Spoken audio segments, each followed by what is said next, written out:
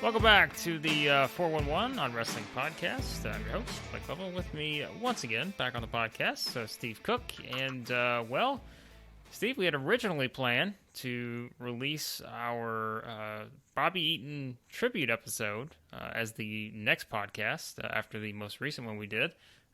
But WWE started releasing people again, so we needed to get in this one here with some breaking news action on WWE making even more releases, and there have been a lot this year, as we know, and now this round comes via NXT, and some pretty notable names on this list. Maybe some you're not so aware of, but there are some notable ones, and we will just go down the list here real quickly, Steve, before we jump in. Bronson Reed, I think, is certainly the most notable name of that group. You can put Bobby Fish in there as well. Then you look at Mercedes Martinez, who has recently had a championship match. Leon Ruff has been the NXT North American champion at one point. And then you go down the line: Asher Hill, Ari Sterling, Giant Zangier, Jake Atlas, also in that group. Kona Reeves, who you and I were talking beforehand, who's been there since 2014, I think. Tyler Rust, who was just part of the Diamond Mine that they seemingly just reintroduced not long ago. Zachariah Smith, and then Steven Smith, the referee. So that is the list as it stands as we're recording this, probably a couple hours after these releases came out on Friday night. Looks like Desmond Troy also in that group now. That's one that wasn't on the initial list. But, I mean, I don't know. Like, what do we make of this? This is just, again, another segment in a long line of releases we've seen this year, and it's more trimming the fat. That's really all you can say about it. Is that they've been getting rid of a lot of folks, cutting a lot of payroll. It's like how when the Cincinnati Reds back during the offseason, they reallocated their resources when they traded a couple of relief pitchers and didn't sign anybody in return. So reallocating resources. They might be reallocating resources for any number of things, possibly. Maybe they can give all these people money to Adam Cole. Maybe that's how they get Adam Cole to stay, by giving them these guys all their money.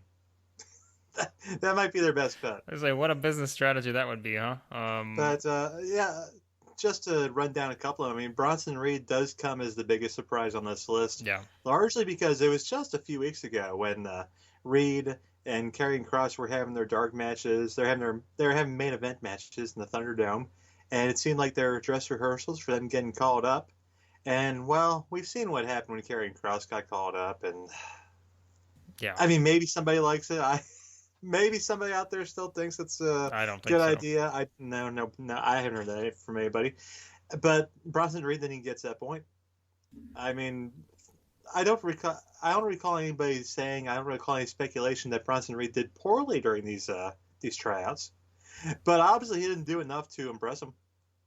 Because had he done something that had impressed Vince McMahon or had impressed somebody, he'd probably still be there, right? Like, was the thought after he lost the title that he was going to get called up? I feel like that's where everyone stood. We all kind of jumped to the conclusion that, well, yeah. And we also thought that Karrion Kross would drop the NXT title at some point. Well, which I guess that still could be coming. But that's the thing is where are they going to go now? Because here's the report. So PW Insider was the first one to report all of this. And the report is that the reasoning could be part of significant changes for NXT, which is going to include a new logo, lighting, younger talent, and a new format. In short, yeah. In short, Vince McMahon saw what happened with NXT during the Wednesday Night War, and, well, it didn't go well. Let's be honest. Yeah. They got their butts handed to them. And there's no doubt in anybody's mind that there'd be no way to possibly spin this whole thing for Triple H. I mean, let's be honest, Triple H has gone from one of the top power brokers in the company on his way up, possibly run the thing someday, to where, you know what, if Vince McMahon is not around much longer, it's going to be Nick Khan, or it's going to be whoever Nick Khan sells the company to. It's not going to be Triple H. I think that's a conclusion that I've reached. Think about the games that Vince McMahon has played with Triple H in the span of 2 or 3 weeks. He has taken his undefeated champion, just pure dominant champion, and had him lose on Raw to completely just destroy any momentum he had with the Samoa Joe thing. And then there's the rehiring of Samoa Joe by Triple H, essentially, which of course it's under WWE's umbrella. But How about that? Like, how about that whole decision? You think this is like a long play for Vince McMahon, where he's like, "All right, you're going to bring back Samoa Joe after we just released him and everyone just vilified us. Well, here's what I'm going to do. I'm going to completely destroy your entire brand in a span of about 2 weeks." What do you like to know how Samoa Joe feels about that decision?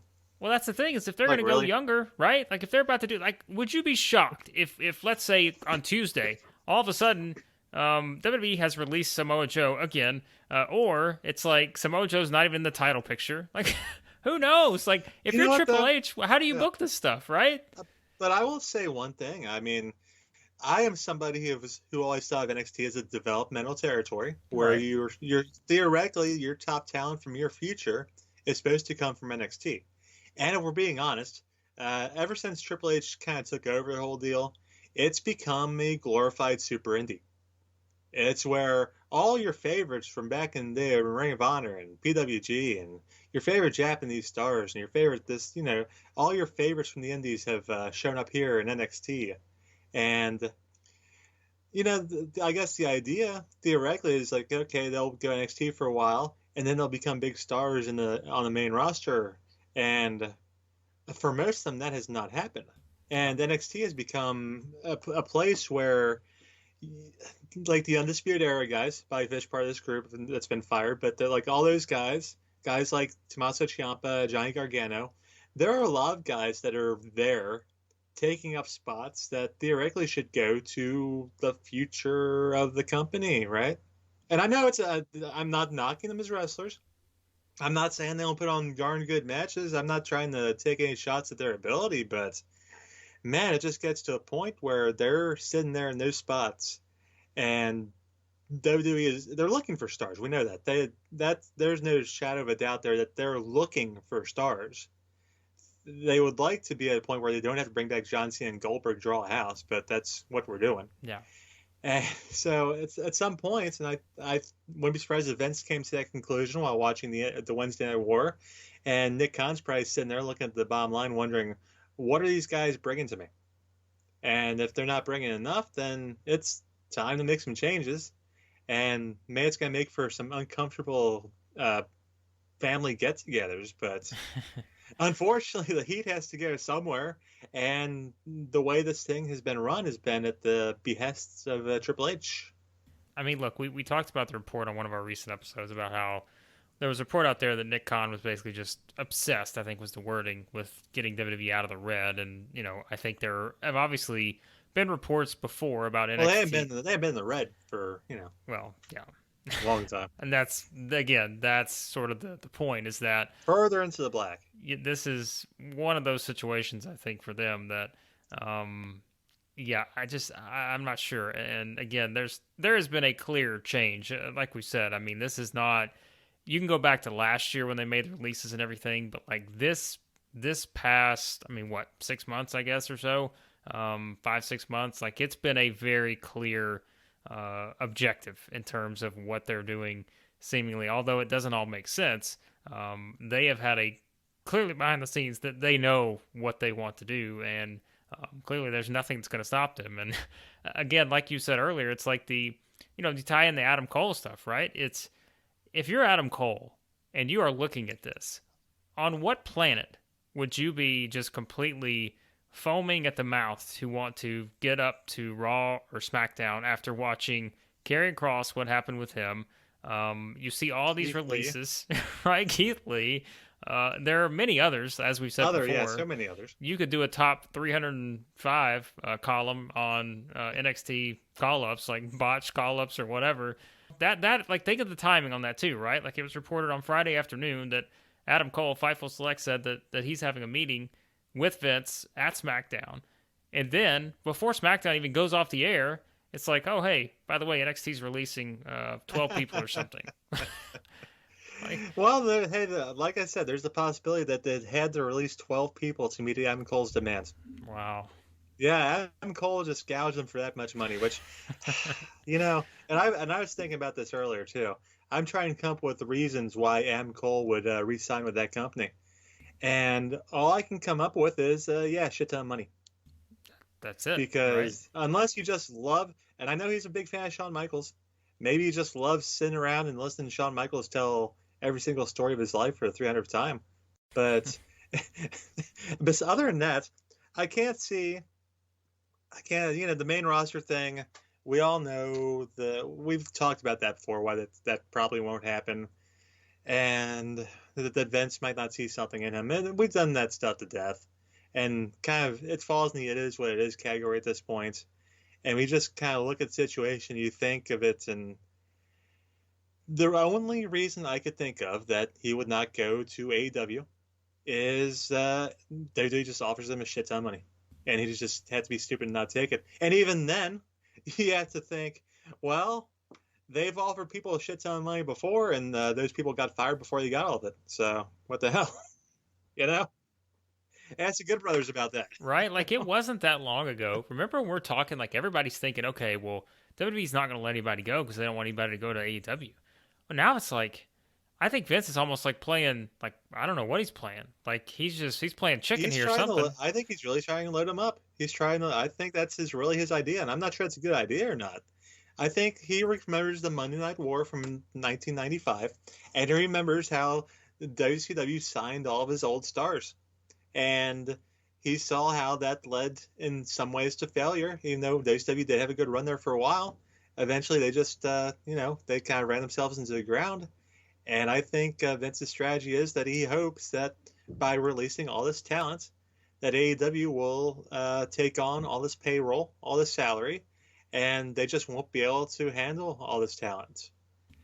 Although I think the one thing he's underestimating is how much money is at Tony Khan's disposal. It's more money than you and I can even wrap our heads around. There are probably some people listening to that thinking there is no, but like, this is Vince McMahon we're talking about here, right? Like, this guy, I feel like more often than not, Vince McMahon always goes to the past to, if there is something, again, I feel like he always goes to the past to pull out a trick from the past to sort of, because it usually worked out for him, right? I mean, whether we're, like I said, whether we're talking about bringing back Goldberg or, like, you know what I mean? Like, it's the little stuff like that he's kind of always leaned on. And this is just one of those things that just, it feels so different than what they've done before. And I think that's where the unpredictability and just the unknowns come into it, because it's like, we've seen them make releases before, but now it's like, okay, we are just completely changing. And you and I laughed about this probably about a month ago. We're like, there's no way Vince was taking the NXT losing to AEW thing laying down. Like, this guy was going to do something. And maybe this is just, maybe this is the way of doing it, where it's like, hey, we decided we're just going to completely change NXT as it's known, and we're going to start over, and we don't want anybody to remember this current iteration of NXT losing to AEW.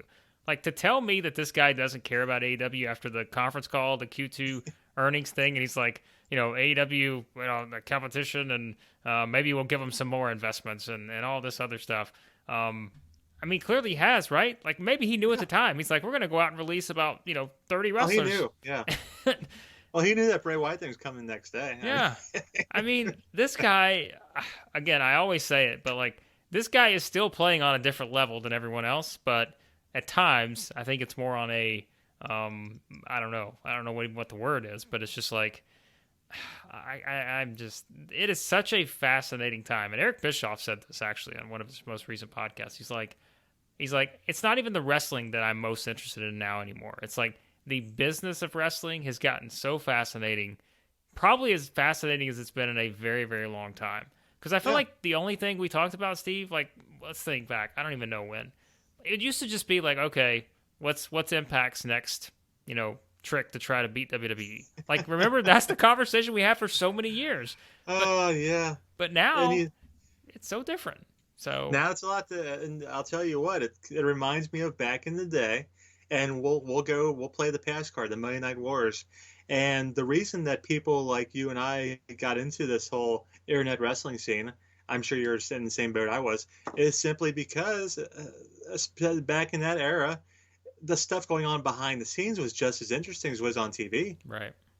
the guys jumping back and forth from show to show, all the backstage rumors and gossip, and it's just as good. And the TV is good back then too, but it's just great to log on to like WrestleLine or 411 Mania, 411wrestling.com or whatever, and just read about people going here and going there, and this guy getting suspended and that guy doing this, and just all sorts of stuff going on. But then once WCW and ECW went away, it got a lot more boring, didn't it? Yeah. Because there was just one big show in town. It was just WWE, and they just kind of did what they did. And the rumors, the gossip, the backstage innuendo, it wasn't as fun. But now that we got actual, I still kind of pause a little bit before we say competition. But I think Vince McMahon is treating it as competition. So what the hell? Why not? Now we have somebody else out here spending gobs of money on people, and let's be honest, TNA spent gobs of money on people too. Yeah. But unlike, I think AEW's already shown in their limited existence that they have more of a clue of what they're doing than TNA ever did, and that's speaking of somebody who liked a lot of TNA did. Yeah. AEW's already had them. Even at their best. Tony Khan brought that up on, I guess he's like doing regular appearances now on Busted Open Radio, but it's like, he brought up like the competition aspect. He's like, we feel like we're finally bringing true competition to WWE. And he said, the one thing why that was his, that was basically his initial pitch, I guess, to Turner or whatever, when he thought of the concept of AEW and all this other stuff, was WWE had basically gotten into that stale mode where it's just like everything felt the same. And maybe that's Vince's play here. It's like we've gotten stale. Like, let's just release everyone and see what happens. I don't know. Up. Get young. Yeah. Let's sign Gable Stevenson, right? Right. He's Olympic gold medalist in truly stunning fashion. Just an unbelievable comeback by him. I'm telling you, that guy's gonna be the next Paul Heyman guy. Calling it right now. Heyman did an article, or he what was it? The quote he had in the Athletic, I think, of talking about how Stevenson's going to be just this big box office name, and once Roman Reigns kicks into the curve, that's who Paul Heyman's getting on. That guy, Paul Heyman, he knows how to latch on to somebody, doesn't he? He does. Smart man. Yeah, I don't listen though. I haven't seen any Paul Heyman guys get released, I guess. So, that I know of. But listen, that we know of. It's young. Well, so. Malachi Black was kind of a. That's true. That is true. That's a good point. But yeah, I think it is like going back to the Bischoff thing. Like, it's so fascinating now from a business standpoint of what's next, because at this point WWE has proven, and we've said this before, it's like they have proven that they don't care who you are. Like Roman Reigns, obviously, Roman is getting released, but Roman Reigns and his family are protected. They're fine. Everybody else, Becky Lynch probably okay. Charlotte Flair. Who knows now, right? Whoa, that's a whole other situation. That might not even be. Yeah, I mean, that might be Charlotte's decision there. We thought she was protected, but it's like, who knows now? It just gets stranger and stranger. I think Sasha Banks can move on to other stuff. I mean, she, if they try something with her, Sasha can just go on to Disney. She'll be fine. Now, as far as these names go here, as far as names for today go. With all due respect, Bobby Fish, a heck of a talent back in the day. He's a little past it now. I think he still has a lot to offer, and could possibly a place like Impact or Ring of Honor could really benefit from Bobby Fish. Yeah, good tag team guy, right? Like he could. Good tag team guy. Yeah. You could put him with a young guy. Jake Atlas was a guy who had a lot of hype coming in, and didn't get to do a whole lot. But I could see him, going right back to PWG and all the indies and trying to impress people again. And then, you got Mercedes Martinez. That's an interesting name there because we know Mercedes has been around for quite a while. And now that she made up the WWE, do you wonder if Mercedes Martinez is this it for her? What do you think? Because she's 40 now. She's going to turn 41 in November. Does she move on now? I mean, I feel like, here's the thing, too, about all of this, right, is... Like, we've seen, for example, like Ring of Honor, right? Like, ROH has started to sort of revamp its women's division or trying to do that. Like, we've talked about Impact for a while now, about kind of where they've been. Although I think, now they have even more options, too, because they're working with AEW and there's a lot of potential there. So, I don't know, because, I mean, what? Like, she was just in the I mean, she just had a championship match in NXT, probably a couple months ago? Yeah. So, I mean, like, it's not like, and it wasn't like, oh, well, she's in here in this match. It was almost like, okay, well, yeah, she's the one that makes sense as the next in line, given the challenger. So, I mean, I think the most likely scenario is that she winds up with one of the other promotions. Yeah. Because, I mean, especially ROH restarting their women's division could use a veteran hand like Mercedes. Impact, their Knockouts division is pretty darn solid, and Deonna could always use more challengers there, so that'd be a good pay-per-view match for her. And, AEW could also use some top-notch female talent, so I don't think she'll have a lack of suitors. I just kind of wonder from her perspective. Yeah. Because, and it's interesting because, remember when I'm not really sure where she's coming from, because you remember she was part of that Retribution gimmick for like a cup of coffee. Oof. And then she was like, no, I ain't going to do it. Wow. So I don't know. That's, she's got something going for her there, because that was a good call. It was a good call, no doubt. She because she was on AEW, she was on All Out a couple years ago, right? Like she was actually, right. Well, now I'm trying to think. I'm not sure. Yeah, she was in that Casino Battle Royal, I think, in 2019. Okay. Yeah. Oh God, yeah, a lot of people were in that. Well, hey, how about this? You remember? Actually, I had to look this up. I was like, I know she was in that match, but you know who she was eliminated by? Britt Baker. Who's that? So there you go, Dr. Baker. There we go. There's a program. There's a program right there, right away. What do you think? Then, other talented guys. Tyler Rust, talented guy. Yeah. See him popping up. He was in ROH before. I could see that happening again. Leon Ruff. I mean, there's a guy with a lot of talent. Yeah. What do you think? Where do you think Bronson Reed? I feel like he's like he could do anything. I feel like. I mean, you could see that guy in Japan. You could see him. Sure. Impact. Yeah, I feel like he's got options. I could see Bronson Reed as I mean, we all say AEW or whatever, but he could really do well, I think, and people hate when I say that everybody should go to Japan, but could you see him in New Japan as kind of one of those foreign monster kind of guys? Yeah. I could definitely see that. That would be fun. I mean, remember, he's only 32, so like, in WWE years, this guy's got 15 years left, right? Like he's good. So, man, it's interesting to think about where some of these could go, because again, some of these are people that they have recently featured or brought back to feature. As we said with Bronson Reed, like he's the top of this group in turn. But I mean, Bobby Fish, was part of one of the arguably best faction in NXT history. So it's like, it's one of those things where, it's just like, man. Well, they can't reform that faction apparently. So if they're going to pitch that to Adam Cole, that's not happening. I was going to say there's no chance of that at this point. So I'm not sure where all of these talents go from here, but I do know that it's probably, at least now, again, just think back. Like if WWE does this a year ago, oh my goodness, you talk about the backlash then. When there's not a lot happening, hopefully we're not heading back in that direction. But I was just gonna say it's not like the pandemic's got worse or anything. No. There were reports that WWE's worried about SummerSlam, but we'll see about that. I guess. I don't blame them, quite frankly. Yeah. So, but at least there are options, like we've said before. Like you're talking MLW, NWA, which. There's another noteworthy news item with Tyrus. I don't know what are the NXT non-competes shorter than the regular non-competes, because freaking 2.0 showed up on AEW pretty quick. 30 days are the NXT releases standard, and that I would assume that's probably, I'm going to look this up real quick. Yeah, so the report is that Fightful, the majority, quote unquote there.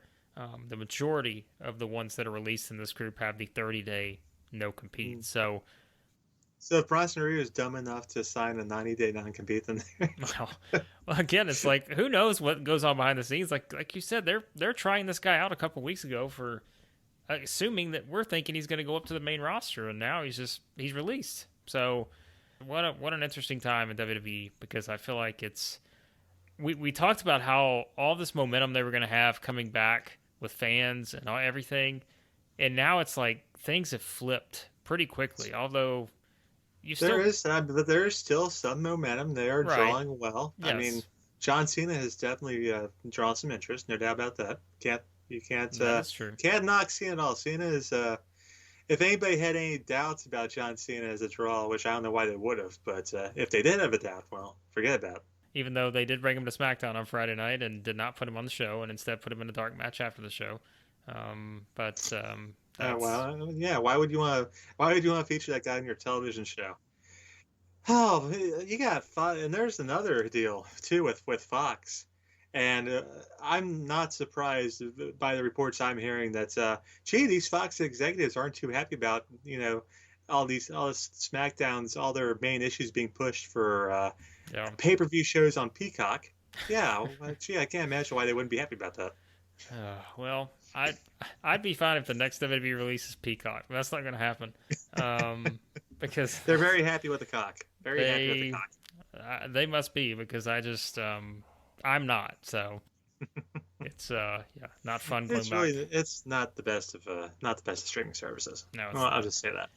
Not at all. But well, there are some just quick thoughts on these NXT releases. Like we said, it's there's probably more to come on this in terms of. There will be more. There will be more. I can guarantee you that. I have no inside sources. I do not know people inside that Titan Tower building, but I can tell you that there will be more releases. Yes, you will have a lot of people with some ears to the ground there to try to figure out what's going down, what happened with this, maybe what's on the horizon here, and it's just it's something. So we will obviously talk more about this here in the coming week, probably, just based on, again, hopefully there are no more releases to discuss. Maybe we find out what Adam Cole's move's going to be heading into SummerSlam and after SummerSlam and all that. But for now, you can check everything out over at 411mania.com. Obviously, we'll have plenty of coverage on everything going on and all our news, reviews, columns, all of that. And be sure to check it out. And as usual, we'll have the link to the GoFundMe for Larry Zonka's family in the show notes. So be sure to continue to share and contribute to that if you can. And like I said, everything else, 411mania.com. Subscribe to the podcast. And thanks as always for listening. And we'll talk to you next time here on 411 on Wrestling Podcast.